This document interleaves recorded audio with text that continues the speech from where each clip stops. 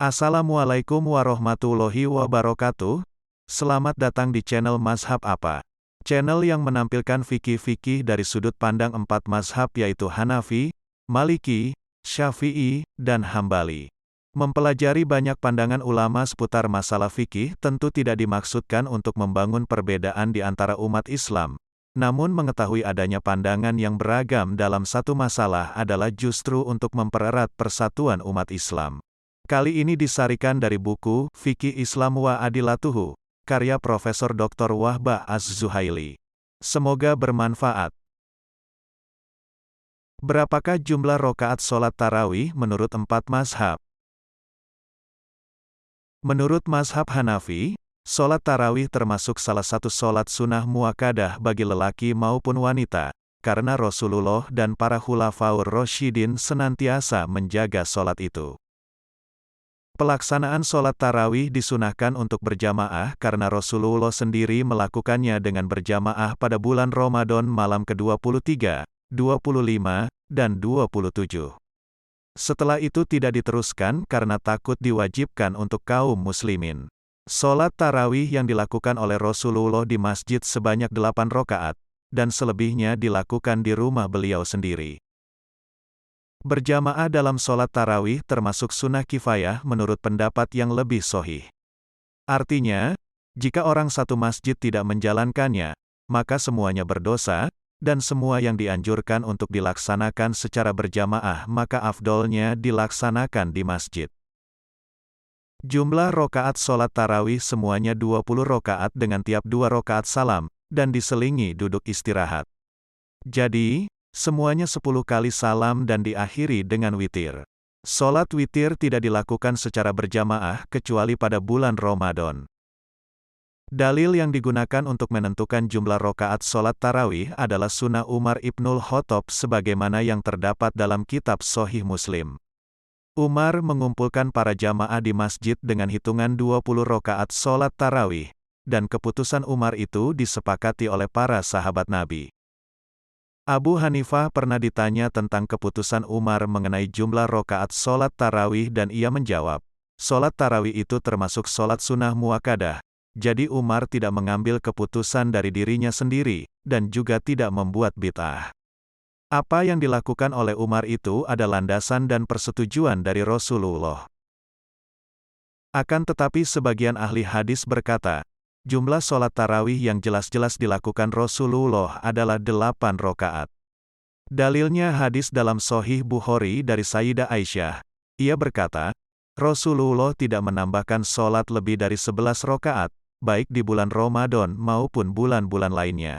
Imam Ibnu Hibban dalam kitabnya juga meriwayatkan hadis dari Jabir bahwa Rasulullah pernah sholat bersama mereka sebanyak 8 rokaat dan disusul dengan sholat witir. Menurut mazhab Maliki, sholat tarawih termasuk sunnah muakkadah. Jumlah rokaatnya 20 dengan tiap 2 rokaat salam, selain syafa' dan witir. Sholat tarawih ini lebih aulanya dilaksanakan di masjid secara berjamaah karena jika tidak dilaksanakan di masjid maka masjidnya menjadi kosong dan kurang fungsi. Menurut mazhab Syafi'i, sholat tarawih disunahkan secara berjamaah. Sesuai dengan hadis dari Ibnu Huzaimah dan Ibnu Hibban meriwayatkan dari Jabir, ia berkata, kami sholat bersama Rasulullah pada bulan Ramadan sebanyak 8 rokaat, dan disusul dengan witir. Kemudian pada malam berikutnya kami berkumpul di masjid dan mengharap Rasul datang menemui kami hingga terbit fajar. Karena alasan takut dijadikan fardu, maka Rasul dan para sahabat melakukan sholat tarawih sendiri-sendiri, dan terputusnya sholat tarawih berjamaah berlangsung hingga masa kekuasaan Umar ibnul Khattab. Bilangan sholat tarawih itu 20 rokaat dengan 10 kali salam tiap malamnya.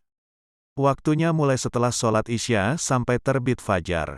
Niat dalam sholat tarawih dilakukan tiap 2 rokaat.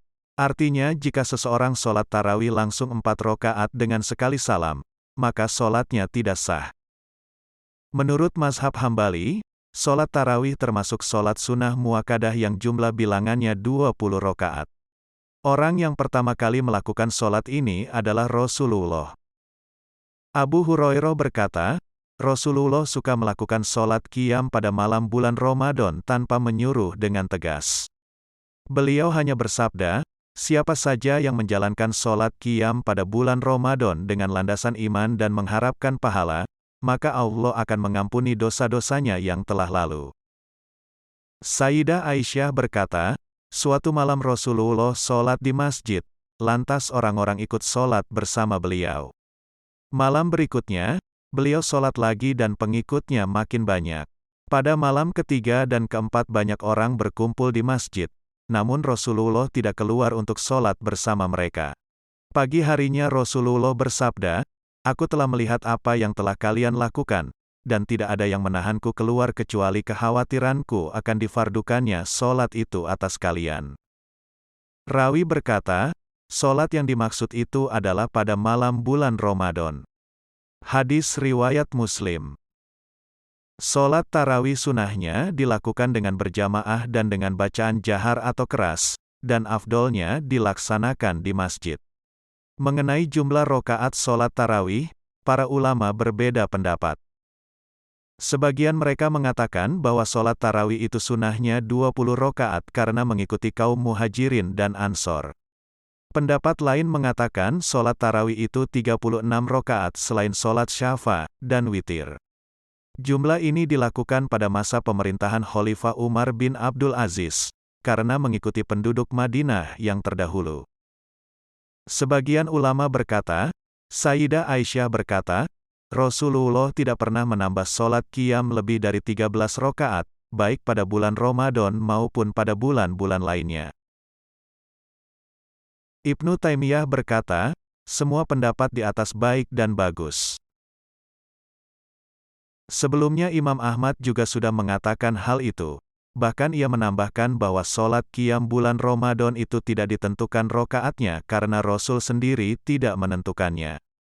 Jadi, banyak sedikitnya rokaat tergantung lama dan tidaknya sholat yang dilakukan. Imam Asy-Syaukani berkata, hadis-hadis yang ada menunjukkan masyru'nya sholat qiyam pada bulan Ramadan, baik dengan berjamaah maupun sendiri-sendiri. Adapun sholat tarawih dengan jumlah tertentu dan pengkhususannya dengan bacaan tertentu tidaklah termasuk sunnah.